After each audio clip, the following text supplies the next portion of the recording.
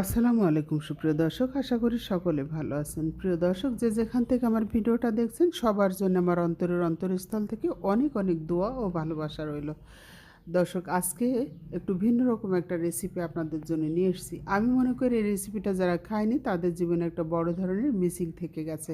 তাই অনুরোধ করব, একবার হলেও এই রেসিপিটা তৈরি করে খাবেন। আশা করছি ভিডিওটা আপনাদের কাছে ভালো লাগবে। যদি ভালো লাগে একটু বেশি বেশি করে শেয়ার করে দিবেন, বিশেষভাবে অনুরোধ করছি। দর্শক, দেখতেই পাচ্ছেন আমি একটা আনারস নিয়েছি। তো আনারসটা আমি কেটে নিয়েছি, এখন ছিলে পরিষ্কার করে নিয়েছি। পেছনে যে কালো কালো অংশ থাকে সেটাও দেখতে পাচ্ছেন ফেলে দিয়েছি। এখন একটা গ্রেটারের সাহায্যে সমস্ত আনারস আমি গ্রেট করে নিচ্ছি দর্শক। তো আনারস থেকে যে পানিটা বের হবে, খবরদার এটা ফেলে দিবেন না, তাহলে কিন্তু আপনার এই রান্নাটা খেতে ভালো লাগবে না। তো এখন এক সাইড করে রেখে দিয়ে আমি চুলায় একটা প্যান বসিয়ে দিয়েছি, কিছুটা তেল দিয়ে দিয়েছি দর্শক। এখন কিছু মশলা অ্যাড করে দেবো। দিয়ে দিচ্ছি আদা, রসুন এবং পেঁয়াজ একসঙ্গে বেটে রেখেছিলাম, সেটা দিয়েছি। দিয়ে দিয়েছি 1 চা চামচ জিরের গুঁড়া, 1/2 চা চামচ ধনিয়ার গুঁড়া, দিয়েছি এক টুকরা দারচিনি, একটা তেজপাতা আর 3-4টা এলাচ, সামান্য লবণ দিয়েছি। আর এখন আমি আনারসটা ছেড়ে দিলাম।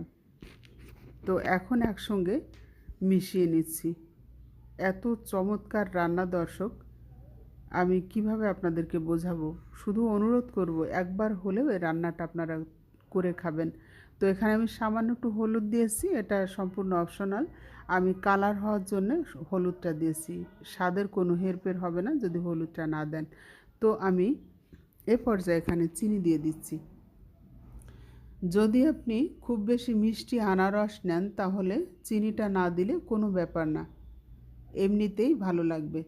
যারা খুব বেশি স্বাস্থ্য সচেতন, চিনিটা স্কিপ করতে পারেন, কোনো ব্যাপারই না, ভালোই লাগবে যেহেতু পানিটা শুকিয়ে ফেলা হবে।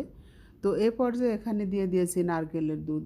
দর্শক, এখানে একটা টিপস আছে, নারকেল দুধটা খুব বেশি পানি দিয়ে দুধ করতে যাবেন না, কারণ এই রান্নাটা কিন্তু সম্পূর্ণ পানি শুকিয়ে তেল উঠিয়ে ফেলতে হয়। সেজন্য আপনি যদি পানি দিয়ে নারকেলের দুধ করেন সেক্ষেত্রে আপনার অনেক বেশি জাল করতে হবে। তো আমি এ পর্যায়ে 2টা ডিম ভেজে পিস পিস করে নিয়েছি, সেটা দিয়ে দিয়েছি। এখন শুধু জাল করে তেল উঠিয়ে নিতে হবে, ব্যাস রান্নাটা কমপ্লিট হয়ে যাবে।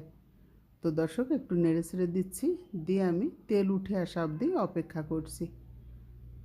এই রান্নাটা ছোটোবেলা থেকেই আমরা খেয়েছি বা এই রান্নার সঙ্গে পরিচিত। আমার মা এই রান্নাটা করতেন। তো যেদিন আনারস রান্না করতেন সত্যিই খুব খুশি হয়ে যেতাম যে চমৎকার একটা রান্না আজকে আমরা সবাই মিলে খাবো। তো দর্শক, আমার রান্নাটা কিন্তু কমপ্লিট হয়ে গেছে, দেখতেই পাচ্ছেন অনেক বেশি মজার। আমি আবারও অনুরোধ করব, আপনারা একবার হলেও এই রান্নাটা করে খাবেন দর্শক। তো এই ছিল আজকের আয়োজন। আশা করছি ভিডিওটা আপনাদের কাছে ভালো লেগেছে। যদি ভালো লাগে একটু বেশি বেশি করে শেয়ার করে দিবেন দর্শক। আবারও হাজির হব নতুন কোনো ভিডিও নিয়ে। সে পর্যন্ত সবাই ভালো থাকবেন, সুস্থ থাকবেন, আমার জন্য দোয়া করবেন। আল্লাহ হাফেজ।